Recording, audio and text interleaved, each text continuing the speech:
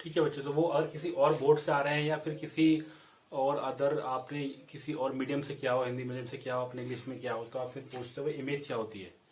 तो किसी ऑब्जेक्ट की जो ऑप्टिकल जो बनती है ऑप्टिकल इमेज, इसको हम कहते हैं ऑप्टिकल इमेज। मतलब क्या है कि किसी ऑब्जेक्ट की किसी भी रिफ्रैक्शन या रिफ्लेक्शन के बाद में जो ऑप्टिकल रेज मिलती हैं उसको हम बोलते हैं, उसको उसकी इमेज बोलते हैं, या इसको बोल सकते हैं ऑप्टिकल इल्यूजन। इमेज का मतलब क्या होता है, किसी ऑब्जेक्ट से जो कुछ रेस चलती है रिफ्लेक्शन रिफ्रैक्शन के बाद जहां जाके मिलती है वो बनाती है इमेज को। ठीक है, चलिए, तो हम इमेज के बारे में हमें इतना कुछ नहीं कर रहे हैं, हमें सिर्फ ये पता होना चाहिए कि इमेज का मतलब क्या है कि रिफ्लेक्शन या रिफ्रैक्शन के बाद में जो आपके पास में ऑब्जेक्ट की जो आपको ऑप्टिकल वो दिखाई देगा, फेस दिखेगा उसका, वो कहलाएगा आपका इमेज।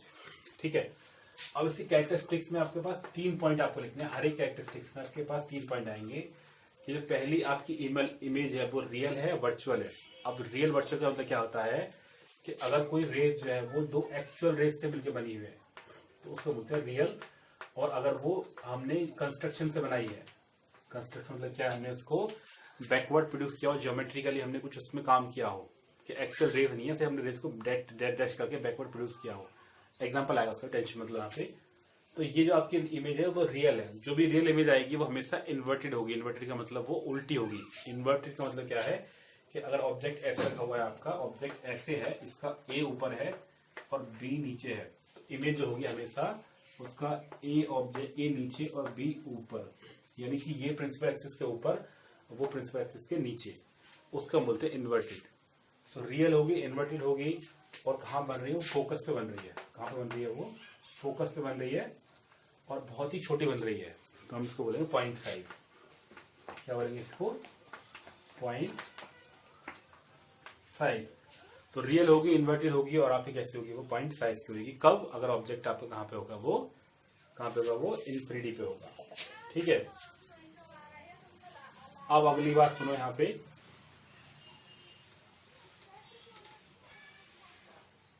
दूसरा पॉइंट है when the object is beyond center of curvature, beyond center of curvature। अगर कोई भी ऑब्जेक्ट जो है वो आपका सेंटर ऑफ कर्वेचर से दूर है, ये आपका फोकस, ये सेंटर ऑफ कर्वेचर, यहाँ कहीं पे ऑब्जेक्ट है आपका, तो एक रे जाएगी ऐसे पैरेलल। तो जो पैरेलल रे होगी वो हमेशा प्रिंसिपल एक्सिस से पास करेगी। जो पैरेलल रे होगी वो हमेशा प्रिंसिपल एक्सिस से पास करेगी। और जो एक रे होगी जो आपका कहां से जाएगी, अगर वो सेंटर ऑफ कर्वेचर से होकर जाएगी, सेंटर ऑफ कर्वेचर से होकर जाएगी, तो इस मिरर से टकराएगी, टकरा के लौट के वापस आ जाएगी, और जहां जाके इमेज बन गई वो बन जाएगी आपकी इमेज, जहां जाके दोनों टकराती हैं। तो किसी ऑब्जेक्ट से चलने वाली रेज जो है जिस पॉइंट से टकराती है वो कहलाती है उसकी इमेज। तो यहाँ पे आके टकरा रही, तो इसकी इमेज बन गई ए डैश और बी डैश। ठीक है बच्चों, ध्यान रखना, इसमें हमने पहला ये रूल काम किया यहाँ पे कि कोई भी पैरेलल रे जो होती है, पैरेलल रे वो कहां से होकर जाती है, फोकस से होती हुई जाती है, और कहां पे जाके टकराती है, किसी एक पॉइंट पे जा रही है। तो दूसरी जो रे जा रही है वो ऑप्टिकल सेंटर कर्वेचर होकर जा रही है, और जिस पॉइंट से जा रही है उसके पास से वो वापस लौट जाती है। तो ये आपका ये वाला हो गया, तो यहाँ पे जाकर आपकी इमेज फॉर्म होगी। कैरेक्टरिस्टिक्स क्या हो जाएंगी इसकी, अगर मैं शॉर्ट में इसको लिखूं कैरेक्टरिस्टिक्स को, कैरेक्टरिस्टिक्स आपकी इमेज जो बन रही है वो रियल है, इन्वर्टेड है। ठीक है बच्चों, रियल है, इन्वर्टेड है, और इससे छोटी बन रही है, smaller than the object, smaller than the object. और कैसी बन रही है, वो बिटवीन सी और एफ के बीच में बन रही है। कहां बन रही है, वो सी और एफ के बीच में बन रही है, और इन्वर्टेड बन रही है। ठीक है बच्चों, बहुत इजी था। यहाँ पे चलते हैं थर्ड टॉपिक की तरफ।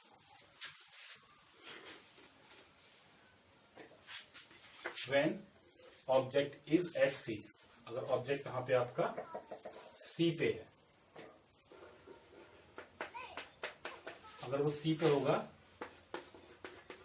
तो ऐसे हो जाएगा, ये फोकस है आपका, ये सेंटर कर्वेचर यहाँ पे है, तो एक रे जाएगी पैरेलल हमेशा की तरह, वो फोकस से होकर पास होगी, और एक रे फोकस से होकर जाएगी तो वो पैरेलल हो जाएगी, जहां जाके टकराएगी वहीं पे जाके इमेज बन जाएगी, और उसी साइज की। तो ध्यान रखना, जितना आपका ऑब्जेक्ट है ए बी, उसी साइज की आपकी बन गई ए डैश और बी डैश। और अब की बार जो है कैसी है, वो रियल है, इन्वर्टेड है, और कहाँ बन रही है, सी पे ही बन रही है, और कैसी बन रही है, सेम साइज की, सेम साइज एज ऑब्जेक्ट। ठीक है बच्चों, इसको हम थोड़ा जल्दी जल्दी कर रहे हैं यहाँ पे क्योंकि बहुत इजी पार्ट चल रहा है यहाँ पे। ठीक है, चलिए अब अगला है आपका when object is between C and F. अगर ऑब्जेक्ट आपका कहाँ पर रखा हुआ है, वो सी और एफ के बीच में है, बिटवीन सी एंड एफ। तो ये आपने कर दिया यहाँ पे फटाफट से, ये एफ है आपका, ये सी हो गया।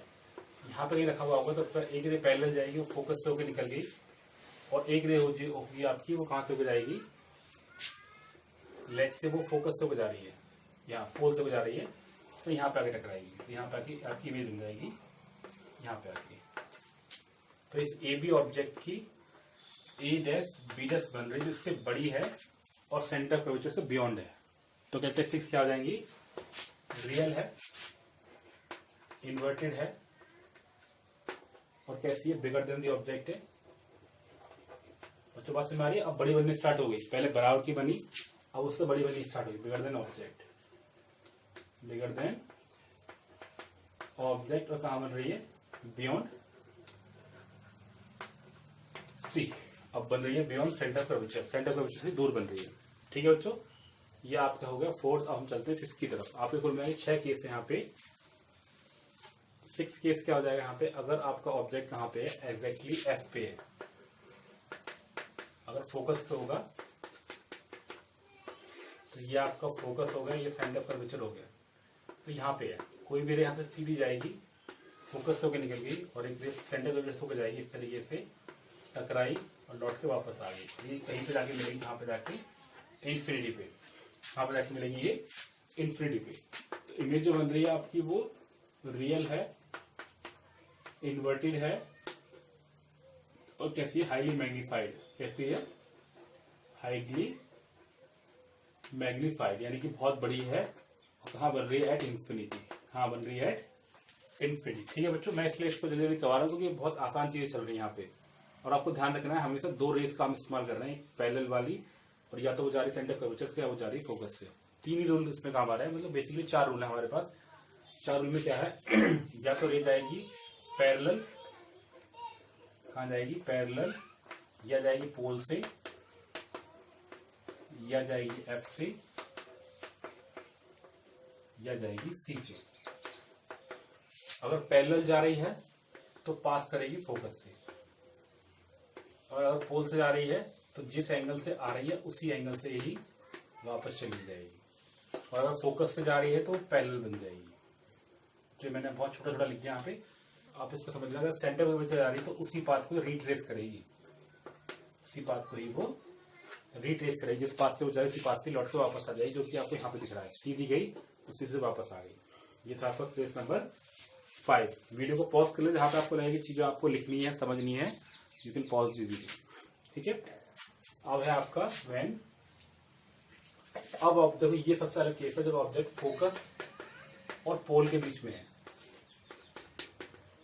तो अगर ऑब्जेक्ट आपका फोकस और पोल के बीच में हो तो यहां हो गया, तो एक रे ऐसे गई, वो इस तरीके से चलेगी, और एक सेंटर कर्वेचर होकर जा रही है ऐसे करके, तो वापस चलेगी ऐसे, और ये यहाँ पे जाके इनके बीच में जो गैप है वो बढ़ता जा रहा है, तो यानी कि पीछे तो जाके मिलने वाली है नहीं।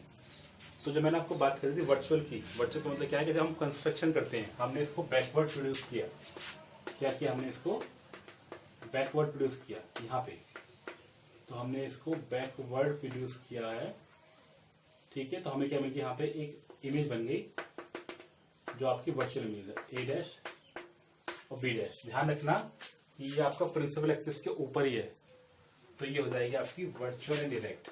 क्या हो गई ये, वर्चुअल एंड इरेक्ट, और कैसी है, बिहाइंड द मिरर, मिरर के पीछे है, और कैसी है, ऑब्जेक्ट से बड़ी है, bigger than the object, bigger than object. ठीक है बच्चों, आई होप ये आपको समझ में आ गया होगा। और इस वीडियो में सिर्फ इतना डिस्कस कर रहे हैं, हमने 6 केस के बारे में डिस्कस किया, वो भी स्फेरिकल मिरर के अंदर कॉनकेव मिरर के बारे में। ठीक है बच्चों, आई होप आपको वीडियो अच्छी लगी हो, और वीडियो अच्छी लगी हो तो don't forget to subscribe the channel and share the video with your friend. Once again, thank you so much for watching this video. Enjoy your day. Bye bye for now.